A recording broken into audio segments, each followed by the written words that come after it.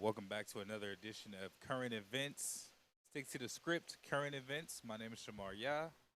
All praise to the Most High. We just gonna be talking about, I like to call this Hebrew news. Just gonna be talking about some of the things that are happening within the nation, within the world that I feel that Israel should be privy of, and we encourage, for you to do further research, to further investigate, further look into these things so that we're not ignorant of Satan's devices, we're not ignorant of the climate, and that we can be as prudent as possible. Take us over to the PowerPoint. So to kick it off, two men impersonating NYPD officers rob a home in the Bronx. If I'm not mistaken, there was also an incident of this happening in LA, right? So these men, Country Club Bronx, new video has been released of two men who posed as NYPD officers to tie up and rob homeowners in the Bronx. Footage shows a man wearing an NYPD sweatshirt with a badge hanging around his neck push his way inside. He shows up to the door, looks like an officer. He's talking to them. He's like, hey, I need to come inside. Ends up tying up the owner of the house and robbing the house, right? After showing a gun, the thieves tied up a 50-year-old man and a 40-year-old woman with zip ties. The robbers then took off in a white BMW with $30,000 in cash and $100,000 worth of jewelry. So these are wealthy people.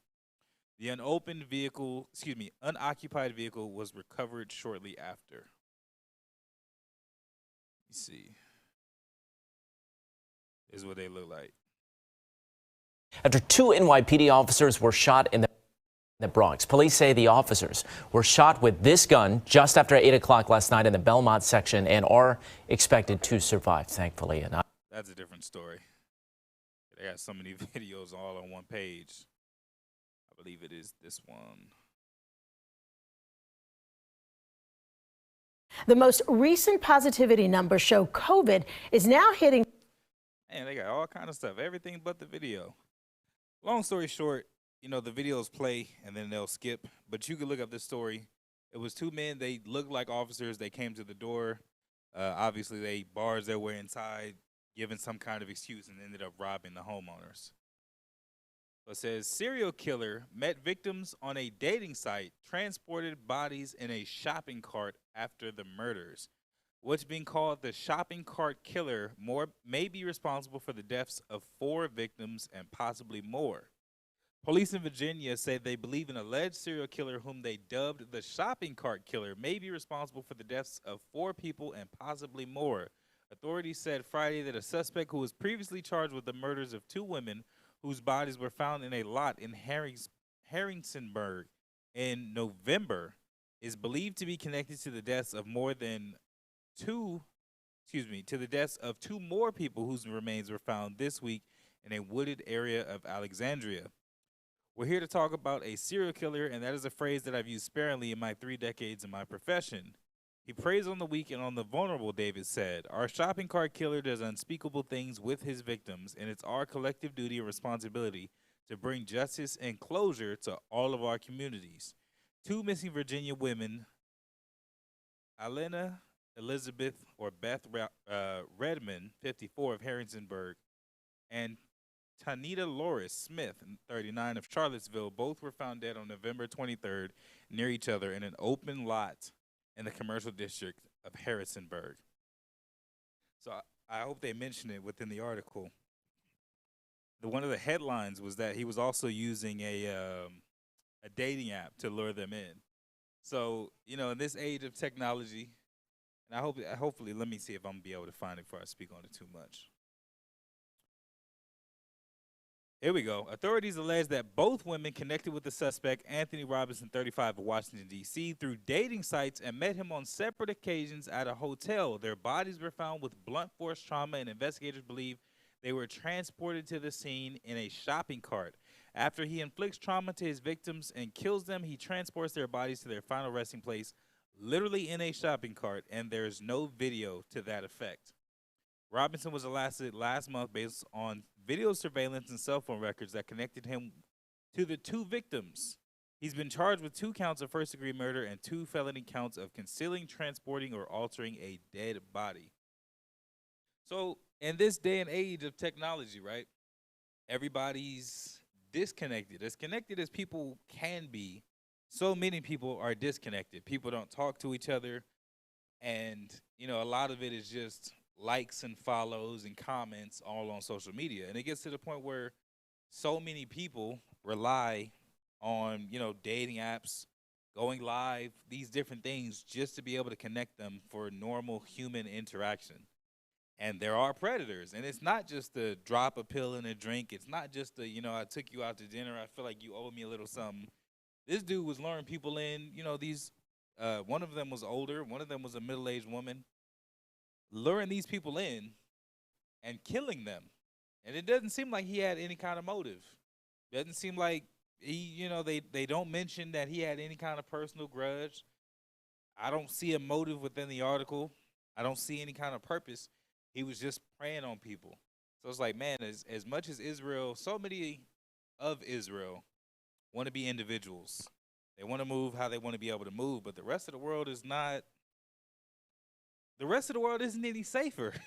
I'd rather at least be amongst my people and going through things with the actual people of the book than to be out there trying to figure things out on my own, 100% by myself, going through stuff like this, looking for love, looking for this, looking for that, all without judgment, all without, counsel, all without some kind of safety and security net.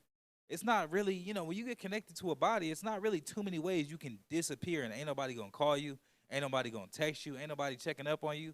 Every couple days, man, it's gonna be somebody to tap in with you. But these people was, looking for love. They went on this dating site, met with this man. Obviously, they're like, oh, okay, we meeting at the hotel. We know what's gonna happen.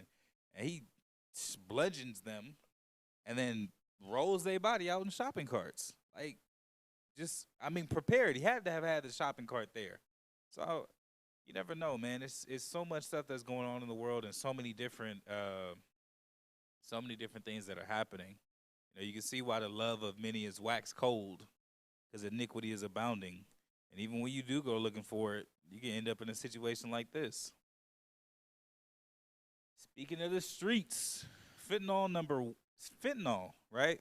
The drug is the number one cause of adults aged 18 to 45. Recent government data shows.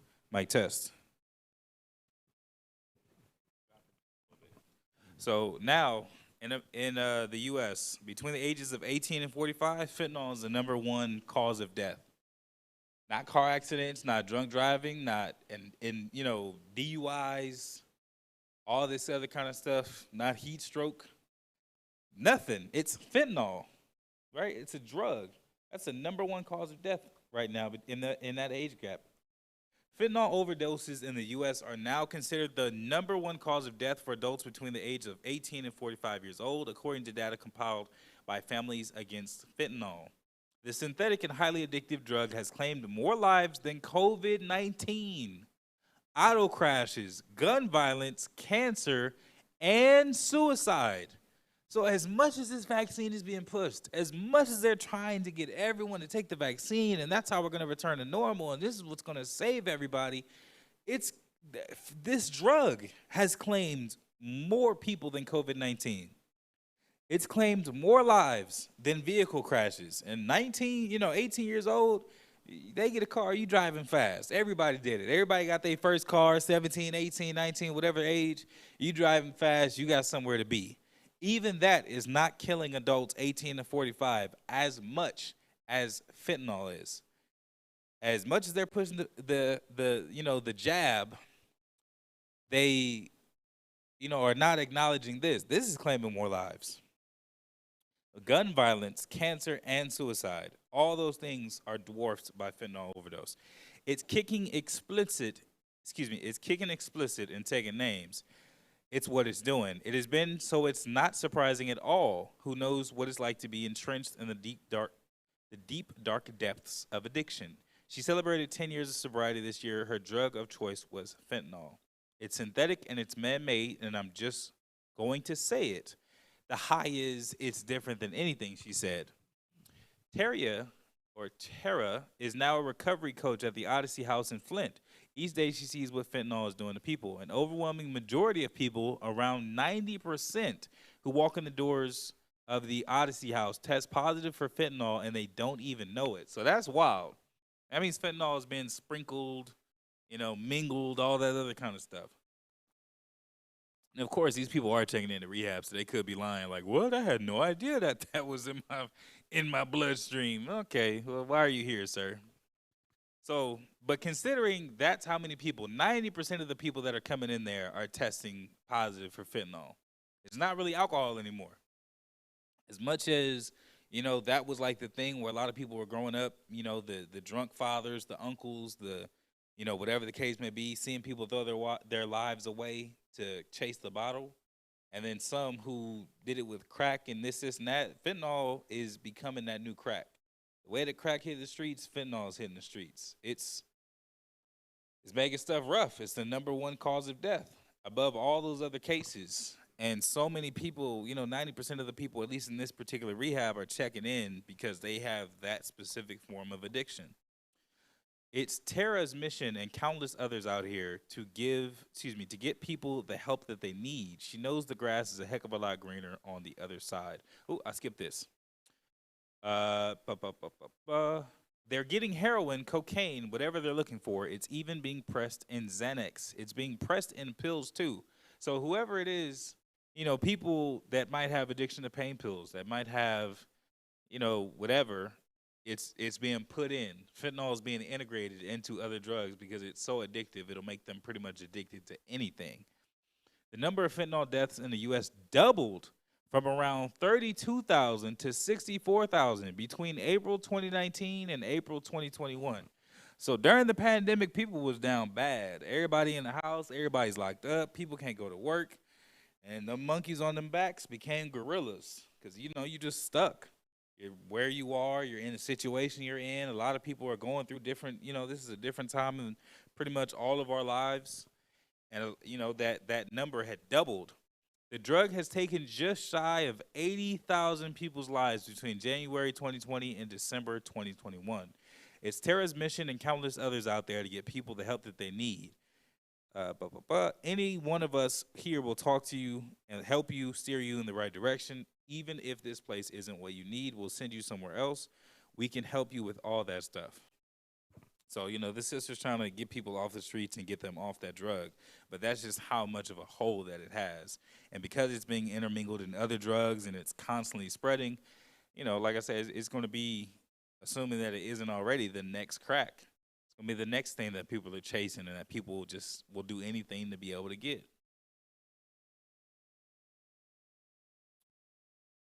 Factory workers threatened with firing if they left before a tornado. Would you believe that? Right? Where's this?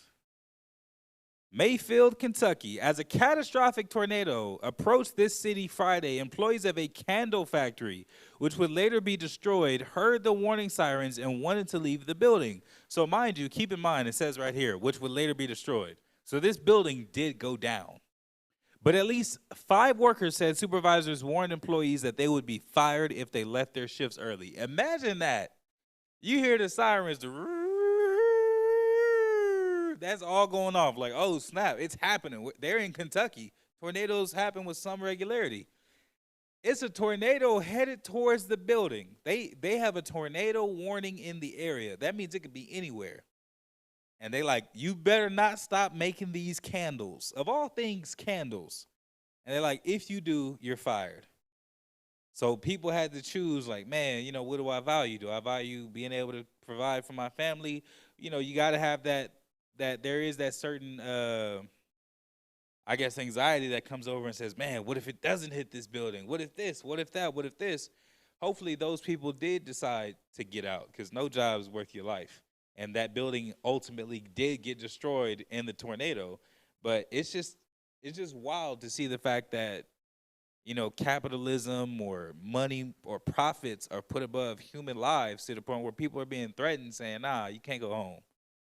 Don't leave your shift. We got to get this done. We got to get this completed. Oh, well, the tornado's coming. Like, man, what? For hours, as word of the coming storm spread, as many as 15 workers beseeched managers to let them take shelter at their own homes, only to have their requests rebuffed, the workers said. Fearing for their safety, some left during their shifts regardless of the precautions. I mean, that's the obvious thing to do. There's no way in the world tornado's on its way, and it's like, nah, you just keep working. And mind you, the building did get destroyed. So I don't know if there were any that were reported dead, but I mean, it wasn't like that was a solid place to be able to even take shelter. Ooh, as I say that, at least 8 people died in the Mayfield Consumer Products factory, which makes scented candles. So out of the people that were afraid, and out of those that were loyal, who knows how many actually decided to stay, but at least 8 of them died, at least. Which makes scented candles. The facility was leveled, and all that is left is rubble. So they might still be potentially pulling people out of the rubble, but they have already found 8 bodies. Photos and videos of its widespread mangled remains have become symbols of the enormous destructive power of Friday's tornado system. Kentucky Governor Andy Beshear said that as of Monday, 74 people were confirmed dead in the state. Michaela Emery, 21, said in an interview from her hospital bed that workers first asked to leave shortly after tornado sirens sounded outside the factory around 5:30. So that's the before and after pictures of where this facility is, right? They're here. They're in this building. They're like, yo, we got to go. It's a tornado coming. I know what you're saying. We got to get these candles made. Surely that's not, first and foremost, there's no way in the world that's worth my life. There's no way in the world a candle was worth an Israelite life, period. But they're threatening people. So some people are like, man, you know, what are we going to do? Do I want to lose my job in the pandemic? And it is some people out there that everything is counting on them. They can't miss a check. They can't miss a day. They can't, you know, miss their opportunity to be able to feed their families. So some of them did stay out of pressure. 8 of them died, and then they doing a bedside interview with a sister that survived. She's in a hospital bed talking about, man, we was trying to leave. We were trying to escape, trying to get away from the danger, but we were threatened with termination. And it's like, well, damn, which one do I choose? What if I'm wrong? I'd rather be wrong with the paycheck than be wrong with death. That's the before and after picture, though. Look at that contrast. As that building got leveled, there's nothing left. People had questioned if they could leave or go home, said Emery, who preferred to stay at work and make extra money. Overtime pay was available, but it wasn't clear whether those who stayed were offered additional pay. Employees congregated in bathrooms and inside hallways, but the real tornado wouldn't arrive for several more hours. After employees decided that the immediate danger had passed, several began asking to go home. So they thought it was, you know, they thought it was cool. They was like, man, siren went off hours ago, 5:30 p.m. It's probably 8:30, 7:30. All right, you know, tornado probably hit by now. It's been hours. We should be safe. And they're like, all right, well, who wants overtime? So they're thinking that they're safe. They're thinking, you know, what's the difference? Might as well stay here and earn some money. And some people pay with their lives. 1 dead, 13 injured at a vigil in Texas. So a woman was killed and 13 were injured during a drive-by shooting erupted at a candlelight vigil Sunday evening in a suburb of Houston. An unidentified gunman opened fire on a crowd of about 50 people, including children, participating in a celebration of a life for a recent homicide victim in Baytown, a community about 25 miles east of Houston. Harris County Sheriff Ed Gonzalez said at a news conference near the scene of the shooting. So imagine that. I mean, just, man, already got somebody got killed, right? People are gathered around, coming to celebrate that person's life, coming to talk about the memories, coming to pay their respects. And, you know, oftentimes you lose somebody, you're like, man, where my friends at? Where's my family? You have that need to have that kind of comfort in somebody that's near you. So you had a nice little crowd out there, 50 people. Some people may not have even known the person that was killed. They go in support of their friend, of their family. And sure enough, some fool rolls up and a crowd of 50 people, including children, and just starts open fire. Whether he was intending to hit a specific target, I don't know. But he did shoot. He injured 14 and killed 1. It says, a Harris County Sheriff Sergeant told ABC station in Houston that a mother was holding a vigil for her son. So, damn. I mean, a mother. She's already devastated. She's already hurt. This already is a terrible experience. It's a mother that organized this vigil and said, hey, we're going to celebrate his life. You know, we're going to come together and just light these candles, have a little moment. And it was for her son, who was killed at his home a couple of weeks ago. Right as they were releasing the balloons up in the air was when the vehicle came, and almost at that exact time is when they opened fire into the crowd. On Monday morning, Gonzalez identified the woman killed in the shooting as Deisha Allen, who is said she was in her mid-20s. Sidney Williams, a witness who attended the vigil, told KTRK he heard 20 to 30 gunshots. People were screaming and running to their cars. Witnesses said two of the victims who were shot were a pastor and his wife who were at attendance at the vigil. Gonzalez said many of the shooting victims were taken in private cars to an area hospital where a fight broke out and required sheriff's deputies to intervene. The sheriff said no arrests have been made, and the assailant or assailants were in a small, dark-colored sedan. So they really don't know much about who even did it. Somebody rolled up, opened fire. I mean, man, like I said, it's really a cold world that we're in. It's really, you can really see. And hold on, I'm gonna get a quick precept. Hold on.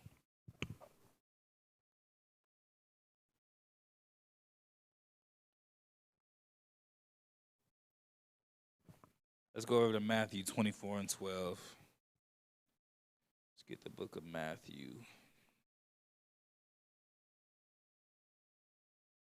Matthew chapter 24 and verse 12.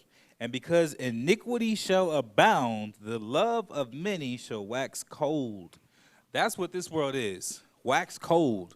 So many people are desensitized. You know, we see it all the time. You see violence, and you see really grotesque violence in movies and in TV shows.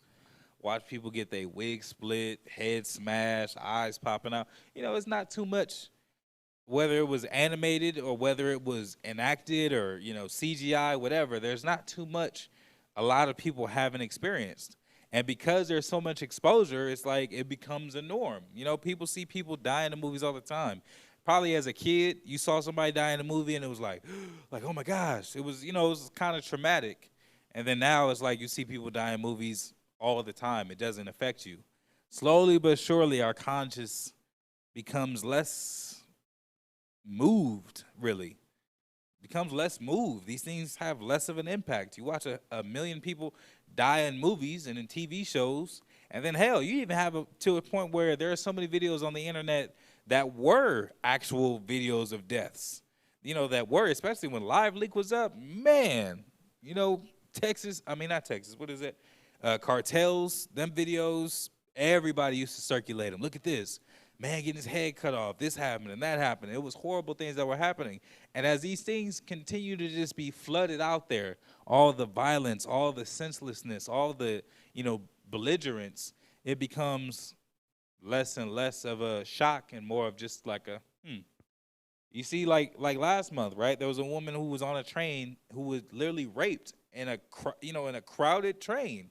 No one intervened. It was just so normal. Like, people are so desensitized to crime, to, you know, violent acts, to these horrible things that happen, to the point where no one even feels the need to stand up anymore. And chances are a lot of people are really doing their own form of dirt. A lot of people got their own interests and they have their own things, and they don't want to stand up or they don't want to intervene because they're also either they're doing some dirt or they have things that can be brought out about them.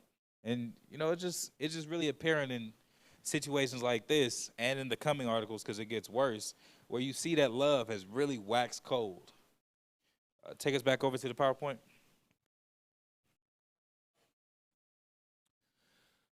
UPenn swimmers' record sparks conversation on transgender women athletes. A University of Pennsylvania women's team swimmer who is shattering records is also reinvigorating the conversation over transgender athletes. Some say it's a question of fairness. Others say it's about allowing athletes to be their true selves. The debate is around University of Pennsylvania women's swim team member Leah Thomas, who is a transgender woman. Translation, that's a dude. I think it's amazing, said ACLU Philadelphia Trans Justice Coordinator Naima Sanchez. You know, it's crazy how all these titles got created so quickly. You're talking about at a college, at a university. They've already implemented positions like the Trans Justice Coordinator. And yet for all these years, you have all these cases of discrimination to be able to get into colleges, to be able to get into schools, to be able to be treated fairly by professors and staff against so-called Negroes, Latinos, and Native Americans, Israelites. And I don't see this type of activism, this type of response, and these type of positions being held to preserve our rights and our respect. So this is the dude right here. This is very clearly a dude. Look at that. I mean, look at him. Yeah, broad shoulders, big old neck, jawline like a Marine, and got the long hair. And it's like, all right, let him swim with the girls. I don't think it's fair, said Pennsylvania State Representative Barbara Gleam. Thomas had great success in her most recent meet, shattering records. So that's his real name. He going by Leah, but your name Thomas, bruh. Shattering records at UPenn and in college swimming. There's buzz that he should become the NCAA's first Division I transgender national champion. Sanchez says it's about time that a transgender athlete competes on such a scale. My thing is this, even if you feel, or if he feels, all right, I identify as a woman, that's cool. But you got the physical and chemical composition of a man. You build muscle like a man. You built like a man. You got the strength and endurance of a man. You can have long hair. You can do it, all right, but you got to compete against the men, especially if it's a combat sport. Swimming isn't even the worst of them, but a combat sport or anything like that, hell, men should just stay with the men and women should stay with the women regardless of how they feel or what they believe.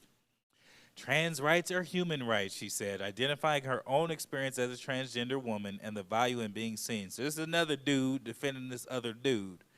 She says trans athletes should be allowed to compete in the gender with which they identify, having the liberty of acknowledging who you are and being proud of your gender identity.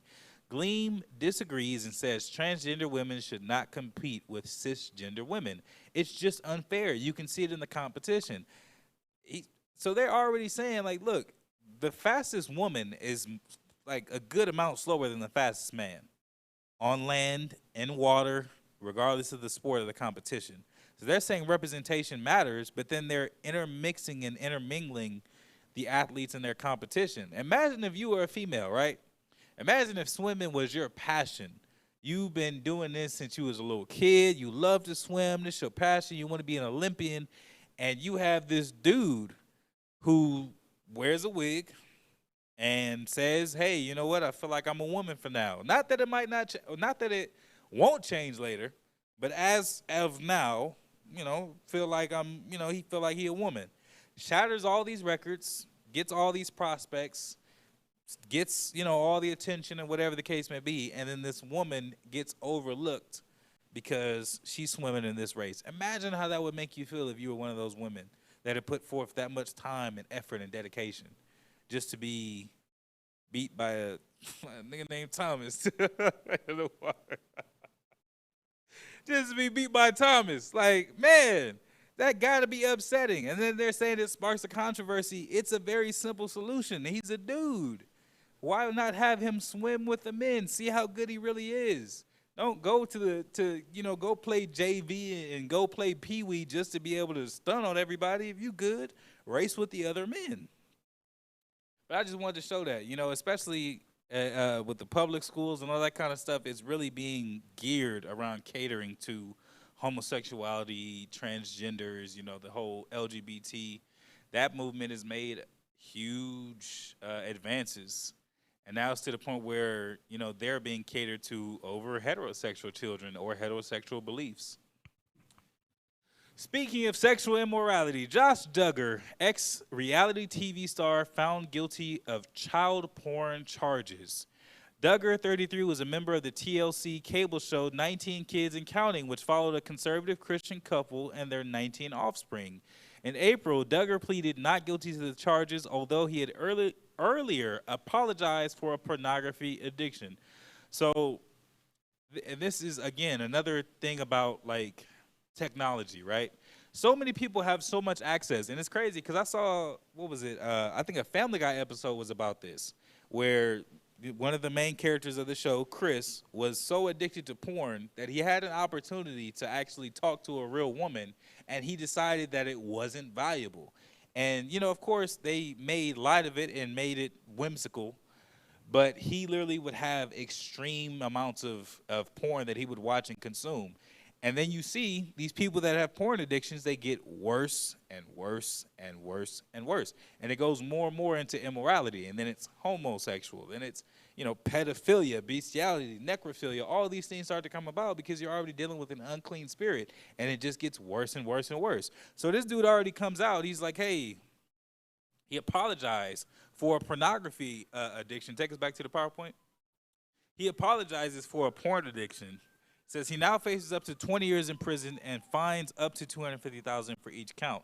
Keep in mind the diction. I'm very big on the words that are used. Up to means that he hasn't been sentenced, and they haven't given him a charge for how much. The minimum might be 6 months. And if he has who knows how many counts, he could be serving 18 months and be out and be back on his way living his life. I mean, he is a wealthy man and a white man at that. According to prosecutors, Duggar downloaded a Linux partition, which allows users to divide hard drives into isolated sections onto a laptop to deceive software that monitors internet use. I wonder, okay. In an Arkansas court, federal authorities said that they began investigating Duggar after a detective in the city of Little Rock discovered child porn on a computer that was linked back to him.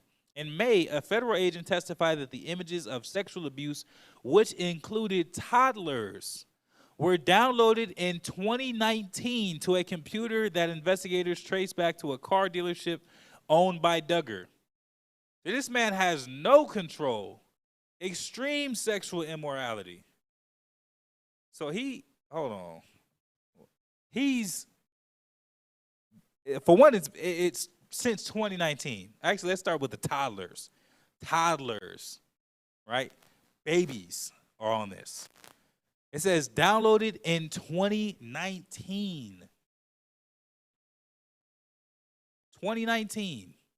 Years ago. And that's just when whatever image that was.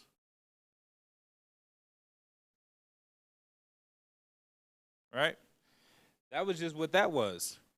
It says, and then it was found on a computer that they traced back to a car dealership that he owns.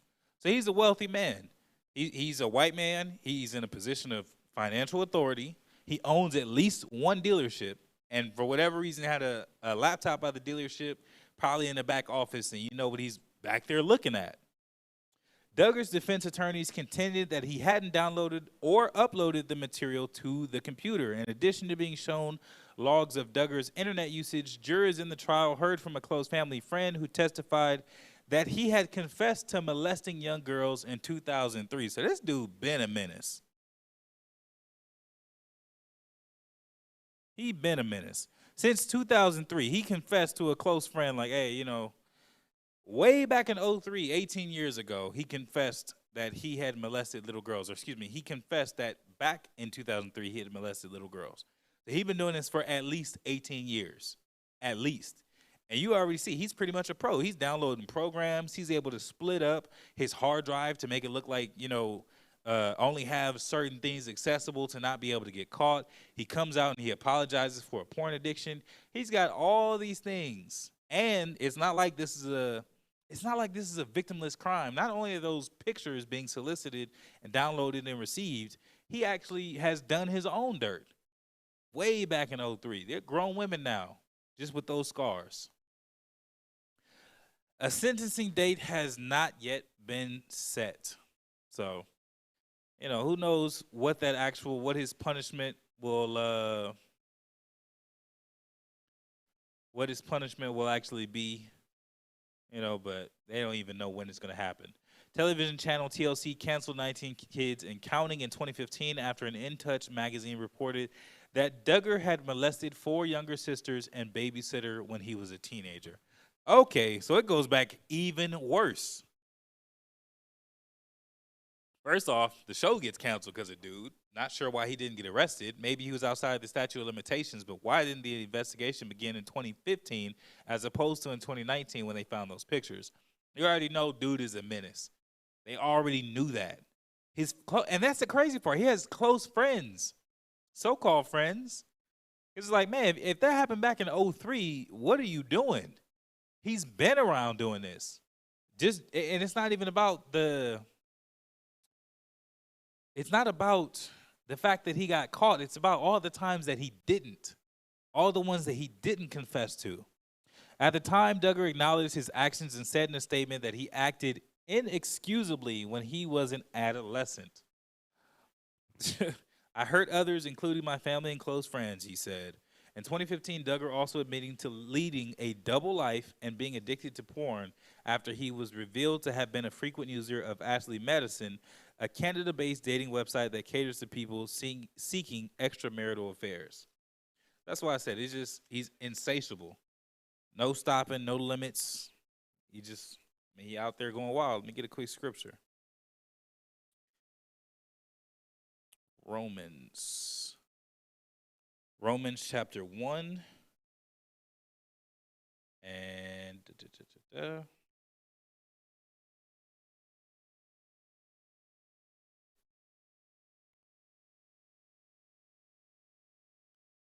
start at verse 21. It says, because that when they knew God, they glorified him not as God, neither were thankful, but became vain in their imaginations, and their foolish heart was darkened. Professing themselves to be wise, they became fools, and changed the glory of the uncorruptible God into an image made like to corruptible man, and to birds and four-footed beasts and creeping things. Wherefore Yahweh also gave them up to uncleanness through the lusts of their own hearts, to dishonor their own bodies between themselves, who changed the truth of Yahweh into a lie, and worshipped and served the creature more than the Creator, who is blessed forever. Amen. For this cause the Most High gave them up unto vile affections, for even their women did change the natural use into that which is against nature. And likewise also the men, leaving the natural use of the woman, burned in their lust one toward another, men with men working that which is unseemly, and receiving in themselves that recompense of their error, which was meat. So the scriptures already said, it's sexual immorality, and they're chasing these things. So the Most High is like, you know what? Give them up over to it. They were given over to their vile affections, and it just keeps running rampant. That spirit got a hold of them, and it's holding tight. Take us back over to the PowerPoint. Wish I would have put this one earlier. More than 80 feared dead after tornadoes hit central and southern U.S. Storms unleashed devastating tornadoes late Friday and early Saturday across parts of the central and southern United States, collapsing buildings into twisted debris and claiming lives, with officials fearing that death toll could exceed 80. Man, look at that. In Kentucky alone, the state's governor says more than 70 people could have died there after one of the toughest nights in Kentucky history. Among the most significant damage, tornadoes of strong winds collapsed an occupied candle factory in Kentucky, an Amazon warehouse in western Illinois, and a nursing home in Arkansas, killing people in each community and leaving responders scrambling to rescue others. So crazy. I think this one was the candle factory. Yep, that's the candle factory. That's what people were told not to leave. You leave, you're going to get fired, and that's what's left. That's what's left of that building. More than 30 reports of tornadoes have been made in at least 6 states, including Missouri, Tennessee, and Mississippi. A stretch of more than 250 miles from Arkansas to Kentucky might have been hit by one violent long-track twister. I'm pretty sure that number killed in Kentucky is north of 70. It may, in fact, exceed 100 before the day is done. Kentucky Governor Andy Beshear said late Saturday morning, the level of devastation is unlike anything I have ever seen. So it was like, man. Oh, now let me get this, because this goes into the previous article. One of the most devastated sites in the southwestern Kentucky city of Mayfield, where a tornado hit the Mayfield Consumer Products candle factory Friday night while people were working. About 110 were inside, and dozens are feared dead there. So they know, what was it? 8 were dead. They can confirm 8, and they're still going through this mess of debris. And they're like, man, it could be dozens of people in there. There were 110 at last count. So, you know, who knows how many other bodies that they're going to unearth. Wait a minute, this is what I want. Let's see where this I want to go into this one. Because still talking about that sexual immorality, right? CNN producer. So some of them, you know, one guy, he was a, what was he? He was a dealership owner, right? Dealership owner, wealthy man, CNN producer. Another one, John Griffin, arrested for attempting to persuade minors to engage in unlawful sexual activity. Connecticut man John Griffin was arrested Friday and charged with 3 counts of using a facility of interstate commerce to attempt to entice minors to engage in unlawful sexual activity, the United States Attorney's Office for Vermont said. Griffin, who is 44, this ain't no young dude, has been a producer with CNN for about 8 years. The charges against Mr. Griffin are deeply disturbing, a spokesperson said for the network. A spokesperson for the network said in a statement Saturday, "We only learned of his arrest yesterday afternoon and have suspended him pending investigation." The charges stem from conversations between Griffin and the purported parents of minor daughters, in which he allegedly tried to persuade them to allow him to train their daughters to be sexually submissive. What type of sugar honey iced tea is that?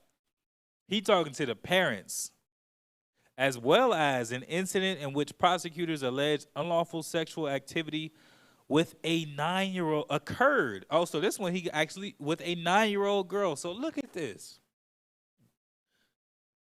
I mean, man. He talking to parents. Like I said, it really don't be about the times that people get caught. It's about the times that they aren't. If he's talking to parents, he's bold. That's a bold move. He not going just to the kids. He talking to their parents saying, hey, give me your child. Give them over, and he's going to train them up to be sexually submissive.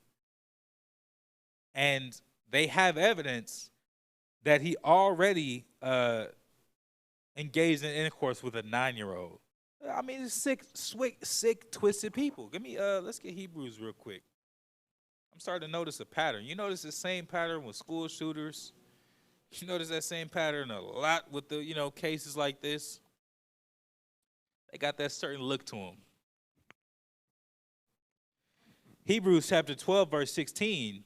Lest there be any fornicator. Okay, so let me explain this, right? Fornication is an immoral act of sex.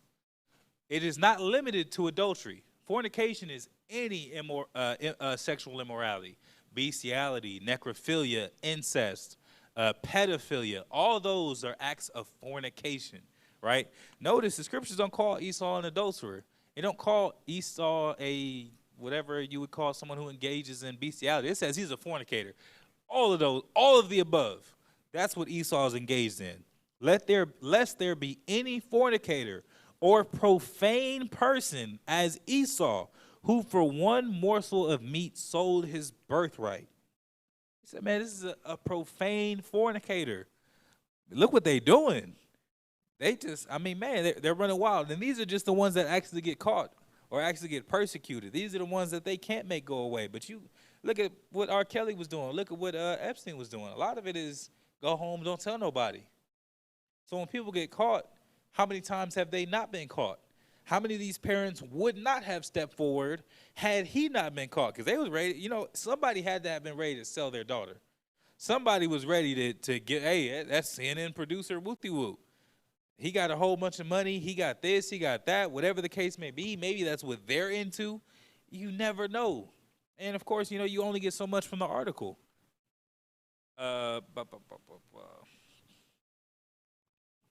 CNN has not been able to identify an attorney for Griffin. According to an indictment filed on Thursday, Griffin allegedly paid for and kept an online profile on a BDSM fetish and kink site for several years leading up to July 2020. So what I say, man, stuff gets worse.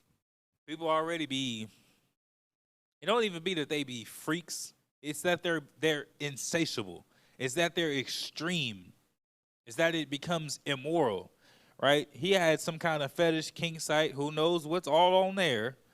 Several years, on which he allegedly wrote he was looking for women who were sexually submissive and open-minded. During conversations on separate online platforms, Griffin allegedly said he believed in a way of life in which women are sexually subservient and inferior to men. According to the indictment, he allegedly used online platforms to seek parents who would allow him to train their minor daughters to be sexually subservient, the indictment said. Around February 2020, Griffin allegedly acquired a Vermont ski house in which he offered to host mothers and their minor daughters for sexual training purposes, according to the indictment. So, I mean, this is what I'm saying. This is the kind of stuff that I'm talking about. There's no way this dude was doing all of that and nobody came forward. There's no way. These people they could not have been coming forward. Where is he posting this kind of stuff? You already got a kink website. So that's why I say everybody hiding in the darkness of the sea of darkness. Everybody's comfortable there. Because somebody on that site had to be like, whoa, that's a little extreme. A grown man looking for a grown woman? Okay, that's obvious. That's going to happen. He's looking for a specific type of grown woman. You got some things that you want to try out. Hey, that's going to happen. But then he's soliciting or, opening the invitation for mothers and daughters, specifically minors. People saw that and no one said anything. Nobody's reporting it. Why? Because they know they got a profile. Well, how am I going to explain that I was on this website? How am I going to explain that I didn't have a profile since 2006? So everybody kept quiet. Man, I'm telling you. Then he posts an advertisement of a ski house. There's got to be some kind of public talking about mothers and their minor daughters. No one comes forward. Who knows how long he's been doing this? And that was at least in February of 2020 that he got the ski house. We talking about December of 2021. He's been marketing and soliciting for over a year, and for all the people that have seen it, no one stepped forward before now. Around February 2020, Griffin between April and June 2020, prosecutors alleged Griffin talked online with a purported father of a 14-year-old girl and separately the mother of a 16-year-old girl, proposing they began sexual training. In June and July, Griffin also allegedly talked online. Hold on. June 2020. He's talking to the father of a 14-year-old girl, the mother of a 16-year-old girl. What do you think they were talking about? He went on for a year. It'll be 12 months. That'll be February, right? That's his second month. Another 10 months. 22 months. For 22 months, he's been talking to parents and minors, trying to teach them to be sexually submissive. Way back in June of 2020, he talking to somebody daddy and somebody mama of a 14 and 16-year-old respectively. And neither of them came out to December? Or did those transactions take place? He was a CNN producer. You talking about big bucks. You talking about big money. $100,000, $200,000, $1 million, $250,000. I mean, what? How has he not been discovered before? He got enough hush money. You got to be careful with your kids, man. And man, it really, it's really messed up because these were the parents of those kids. In June and July, Griffin also allegedly talked online and on the phone with someone who claimed to be the mother of two girls, 9 and 13. That was June and July of 2020. Griffin allegedly paid more than $3,000 to the woman to fly her and the 9-year-old to Boston in July, where prosecutors say he picked them up from the airport and brought them to the ski house where the child was directed to engage in and did engage in illegal sexual activity. So that's why I said it's no conspiracy theory. This is not my own imagination. This is not, the things that this is what he did. He paid 3 racks just to fly him out. And this woman brings in her 9-year-old daughter. Imagine that. Imagine the world that we live in where people are willing to sell their children. Sell them. Not a horrible situation. What's that movie? I want to say it's called Frost. It's something. It got something to do with cold because a plane crashes in the mountains. They end up turning to cannibalism to survive. We're not talking about that. We're not talking about the end of the world, absolute worst case scenario, Siege of 70 AD type event. Those are not the reason why people are selling their children. These people are selling their children for money. Just for money. So imagine what they'll do if their lives are on the line. They doing this just to be able to get ahead, just to be able to have some luxury, just to be able to be satisfied in their lives.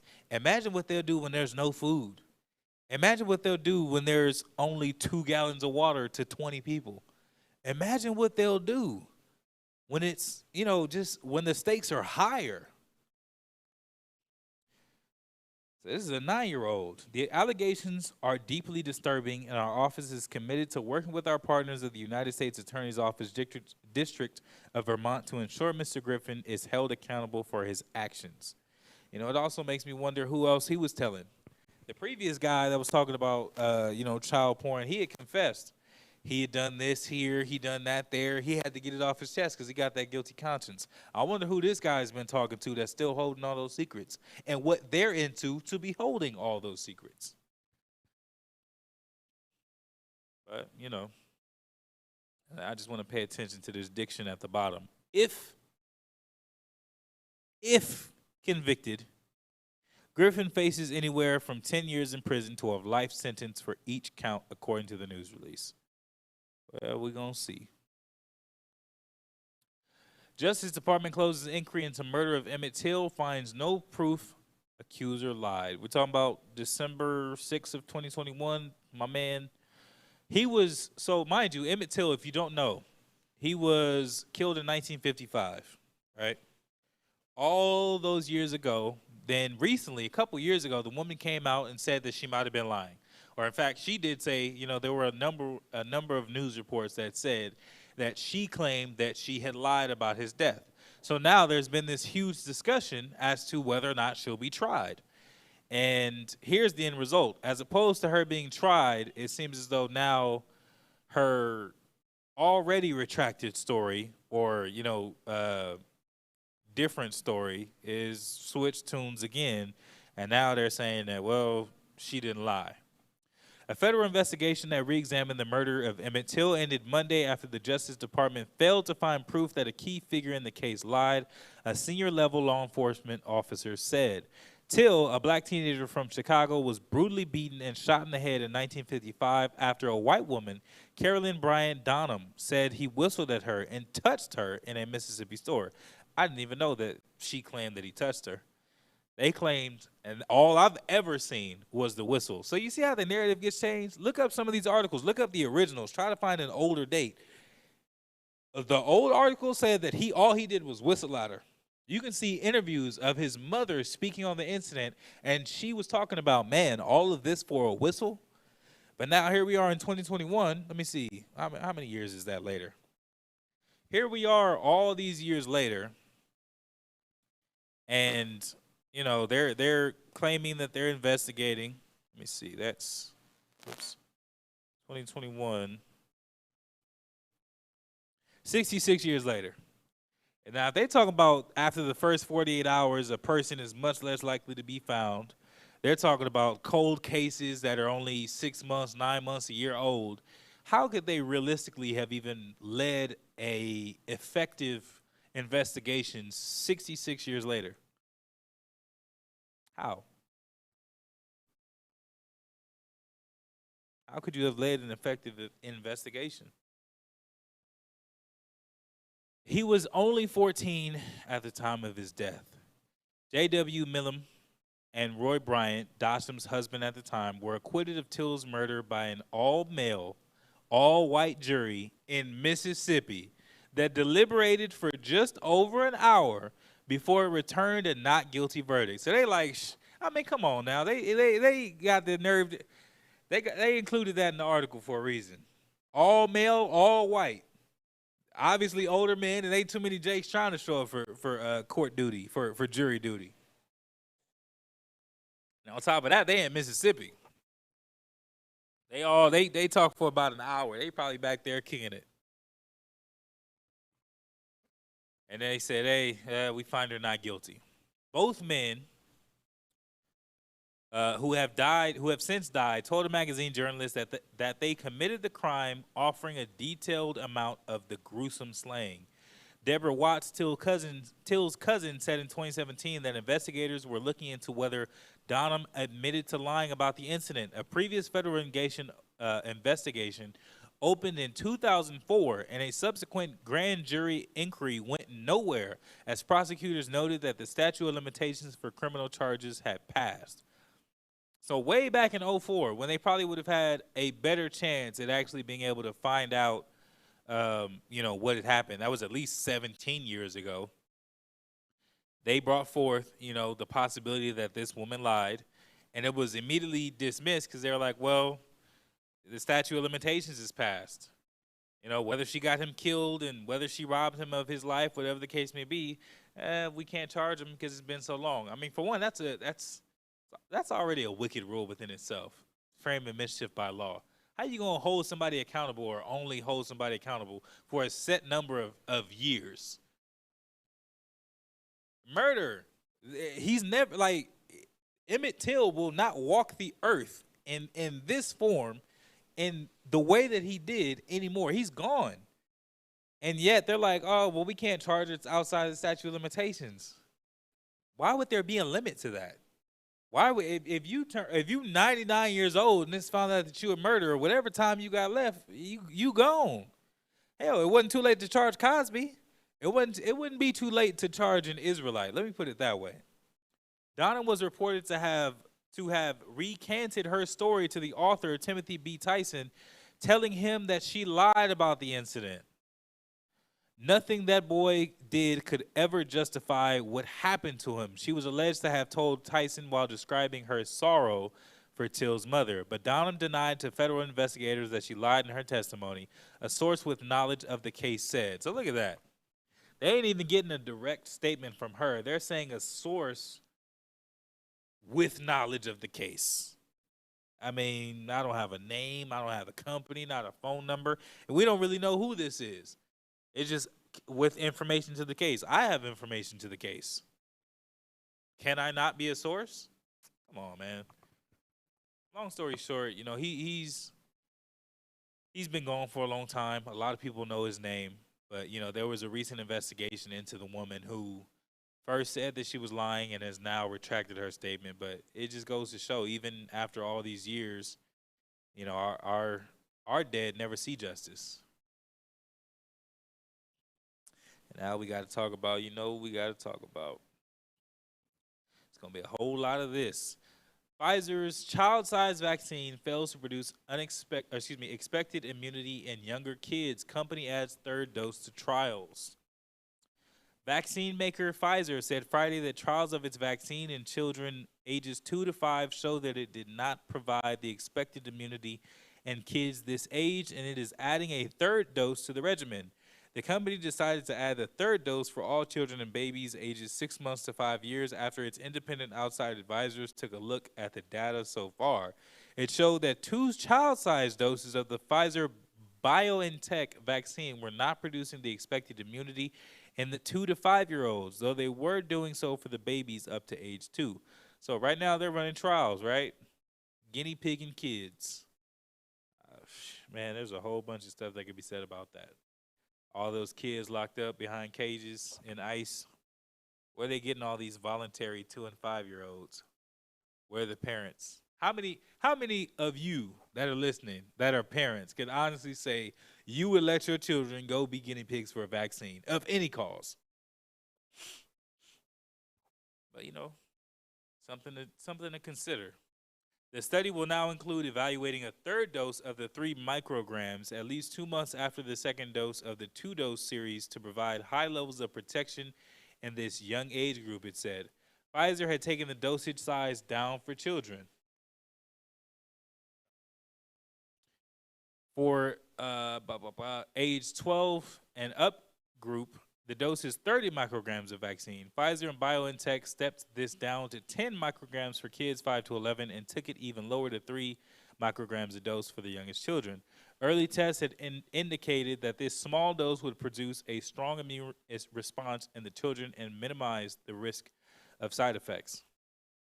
So they're trying to roll out, something that's going to be able to help, or so they say, younger and younger children, and are testing on babies to be able to see if it's going to be effective. But they're saying that as of yet, it's not.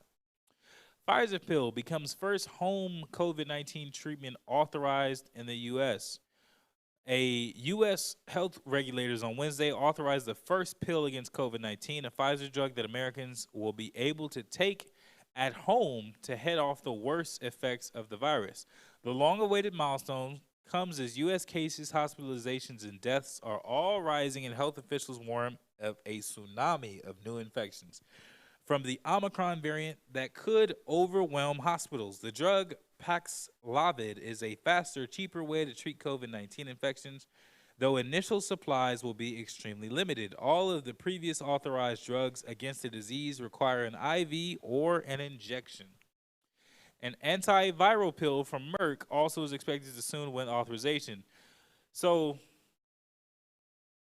okay, let's read this too. So the efficiency is high, the side effects are low, and it's oral. It all checks out. It checks all the boxes, said Dr. Gregory Poland of the Mayo Clinic. You're looking at a 90% decreased risk of hospitalization and death in a high-risk group. That's stunning.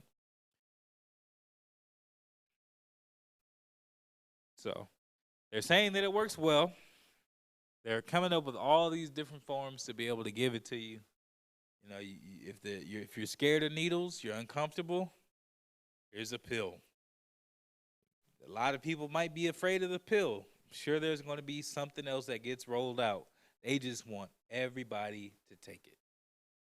Whatever it is, whatever form, they want you to take it. But here's the thing, right? As they're developing new shots and new forms of administering the vaccine, a U.S. panel recommends that the J&J shots be sidelined after clot deaths, right? How much of this is being shown? As so much of the vaccine was being pushed and constantly advertised, was this being advertised? According to the U.S. Centers for Disease Control, CDC, a total of 57 J&J patients have developed a rare blood clot disorder. 9 people are known so far to have died, 7 women and 2 men. And real quick, back there in AV, if you could throw up the copyright disclaimer real quick, just in case. I know we say this V word. Boy, do they not like that.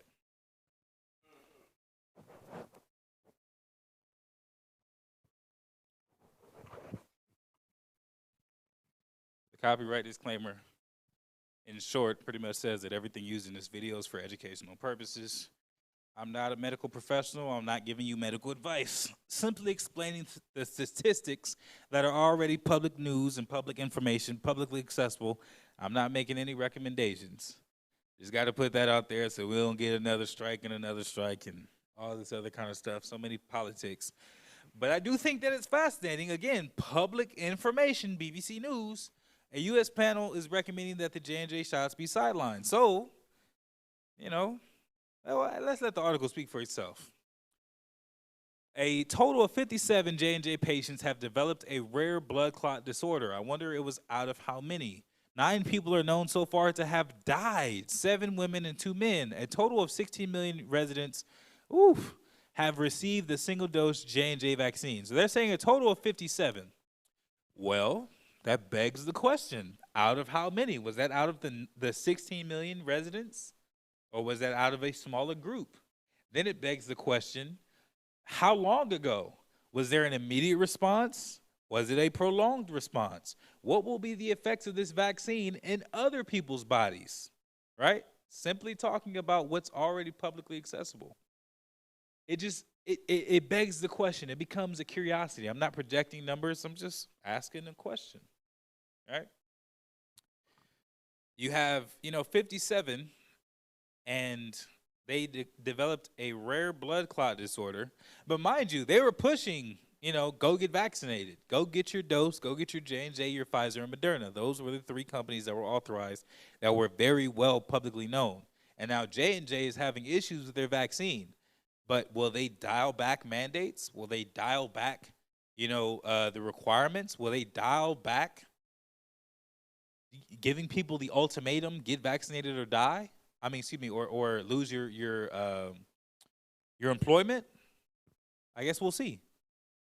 On Thursday, the Advisory Committee on Immunization Practices, ACIP, recommended that the J&J vaccine be reserved for cases where patients are unable or unwilling to receive the more widely available Pfizer and Moderna jabs. And they're not even taking it completely off the shelves, just saying that it'll be in reserve.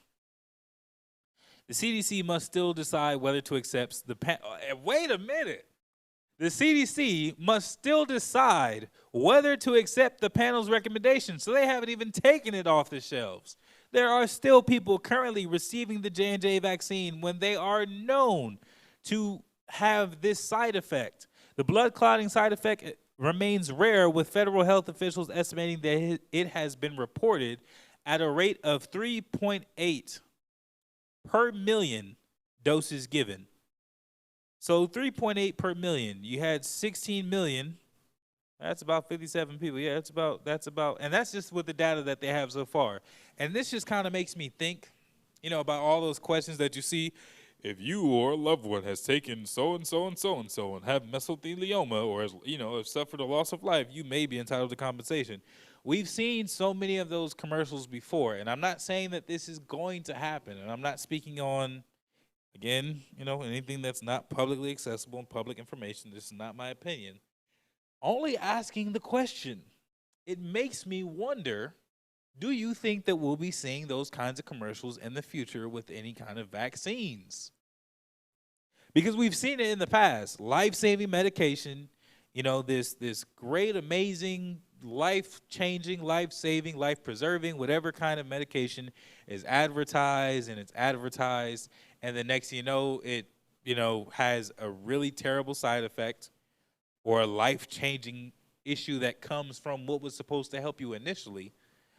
And then you see in, commercials 15, 20 years later, after so many of the people have died, after so many people have already lost their lives, as far as, yeah, they're still living, but the quality of life that they're living has been reduced drastically, then you see these commercials that come out and say, hey, if it happened to you, you might be entitled to compensation. Mind you, it's 15 years later, 20 years later when those commercials air. Maybe you have had mesothelioma and you can't prove it. Well, hey, sir, it's been 15 years since you took our product. How do you know it came from us? Because y'all are guilty, and you obviously had to put something out because you have commercials about it. It's a whole lot of politics behind it. But they haven't even considered, they haven't even taken them off the shelves yet. They're still considering whether or not they will. Of the 57 confirmed cases, 36 were admitted to ICUs. The dead ranges from ages from 28 to 62 with obesity, the primary underlying medical condition. Well, that's a problem. 28 to 62. First and foremost, pretty young people, 28 to 62. Obesity, most of America is overweight. The vast majority of America is overweight. All of the cases so far have taken place within a month of the jab, the vast majority after 9 days. So it's a pretty immediate response, right? Everybody, it says, all the cases so far have taken place within a month. So if you get that J&J vaccine, they're saying that 3.8 out of a million within a month, they could potentially experience, or out of those that will, they experience those symptoms within the first month, usually after the first 9 days. All right. I don't feel comfortable not having the ACIP make a clear statement that reflects the recognition that we have of the concerns about these rare but oftentimes fatal side effects. A number of panelists warned against removing J&J as an option entirely, particularly at a time when U.S. public health officials are trying to vaccinate the country's remaining unvaccinated residents. So they're like, wait a minute, we shouldn't remove this vaccine because we have so many other people that we need to get vaccinated. Removing this vaccine obviously will cause public despair. A whole lot of people are not going to trust the government. A whole lot of people are going to turn their backs on the idea of mandates and vaccinations. So they're saying even though it's at a rate now, as of now, to kill 3.8 out of, to have this side effect be 3.8 out of a million, they're saying, well, we still shouldn't take it off, because people, it's just going to be too hard. It's going to be too hard to vaccinate those that aren't vaccinated if they see stuff being produced and then taken back. So I guess 3.8, really 4 people out of the next million that get their vaccine. I mean, sheesh. Look at the statistics. It's really important, though, that we not completely eliminate this vaccine. So they're saying it's really important that they keep it around, right? Marine Corps discharges 103 service members for refusing the COVID-19 vaccine. The Marine Corps, so mind you, this is what I was just talking about, right? The option of take it or lose your livelihood. We're not just talking about people who have jobs that it's obvious, like a medical professional. We're not just talking about people who work with underlying conditions. These are Marines. They went through hell to be able to train. They, went through all these things to receive that title, and 103 of them are let go because they don't want the vaccine. The Marine Corps has discharged 103 service members for refusing to take the COVID-19 vaccine as the military begins carrying out enforcement actions for its vaccine mandate. As of this week, 95% of active duty Marines were vaccinated, according to the latest data from the Marine Corps released Thursday, but the service is still processing exemption requests. More than 97% of the entire active duty military force is partially or fully vaccinated. The Air Force has fully or partially vaccinated 97.5% of its active duty force as of this week, while the Navy has vaccinated approximately 98%. The Air Force on Monday said it had discharged 27 service members for refusing the vaccine, and on Wednesday, the Navy said it would begin discharging service members who refuse to get vaccinated. So if you don't take it, doesn't matter. And I've actually seen posts where, there was one brother, he was in the Marines. He had been there, he said 25 years or 27 years. And he was like, I'm not getting a pension. I'm not getting anything to fall back on. All these years that I've dedicated to be able to build and build and build. And because he refused the mandate, all that was taken from him. And they're saying the same thing, 27 members, 103 members. We don't want to see anybody administratively discharged for not taking the vaccine because we want to see them take the vaccine because it's a valid military medical requirement, said Pentagon Press Secretary John Kirby at a press briefing Thursday. Despite the phenomenal success the military has had in vaccinating the armed forces, approximately 35,000 troops remain unvaccinated. That number includes thousands of pending requests, largely for religious exemptions. So they putting that pressure on them. Next month, the service will begin involuntarily discharging soldiers who refuse the vaccine without an approved or pending exemption. The Army has not granted, and the Army has not granted any of the 85 religious exemption requests it has reviewed yet, though there are still 1,661 pending requests. 6 active duty leaders, including 2 battalion commanders, have been relieved of duty. 2 battalion commanders, while 2,767 soldiers have received general officer written reprimands for vaccine refusals. So they've already seen 85 of them, denied every single one. They have 1,661 still remaining, and they're laying off, from the top to the bottom, 2 battalion commanders, high rank, low rank, brand new, decades in. For refusing that mandate, they've been let go.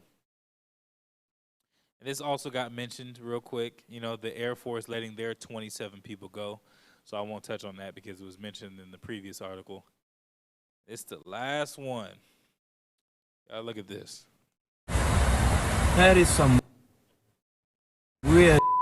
That's a pilot over the Pacific who may have encountered something just a touch more alarming than turbulence. There's a new sighting of some UFOs, and this one looks pretty good. So there is video from a plane that's flying 39,000 feet, and you just see 9 to 12 lights evenly spaced out, moving at a very consistent speed, and the pilot is freaked out. And when you hear pilots say they don't know what something is, these are guys who are very aware of what flying objects look like. Oh my gosh, you guys, these are birds. They're luminescent. A bird with Christmas lights at 39,000 feet.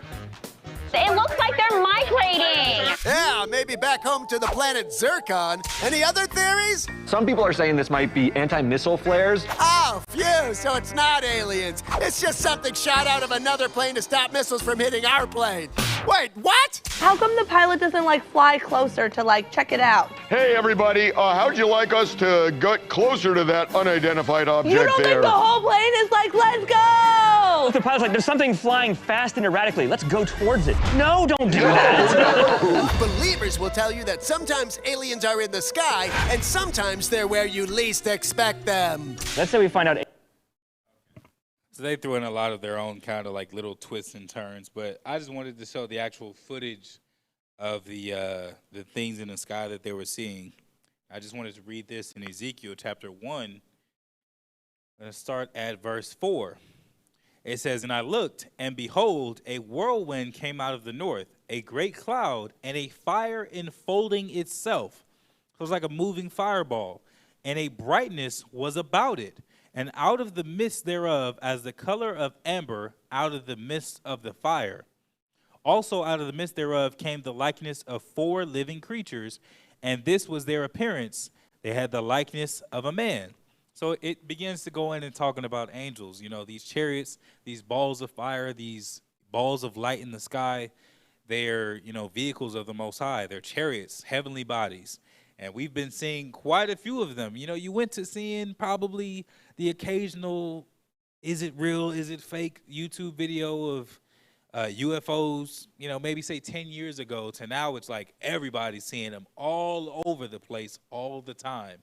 And it's not, terrible Motorola, 03 cameras and all this other kind of stuff. It's like people is capturing footage on iPhones, 4K, capturing these videos of these craft while they're mid-flight.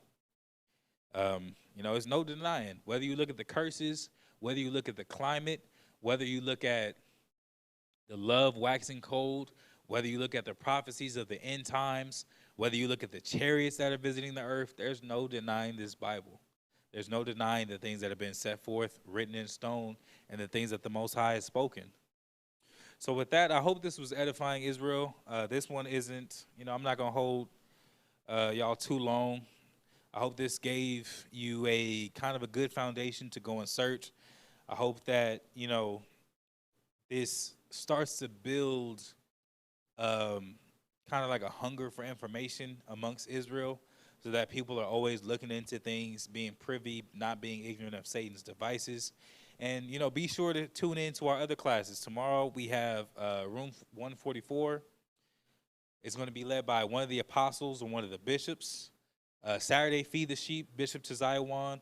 Always edifying classes, always things that I feel like the nation needs to hear, and always things that, honestly, I feel like a lot of people shy away from. A lot of people, they like to talk about the things that are fascinating. Everybody want to break down Revelation. Everyone want to, but who's feeding the sheep? Who's giving out the things that people need to hear and really causing them to ask these questions within themselves, truly reflecting, really going into the life of these prophets, going into the events and understanding of these scriptures to be able to better apply now. All praise to the Most High. Brother Tizaya One, or excuse me, Bishop Tizaya One is going to be going in on that Saturday. We have Spanish class every first and third Monday of the month.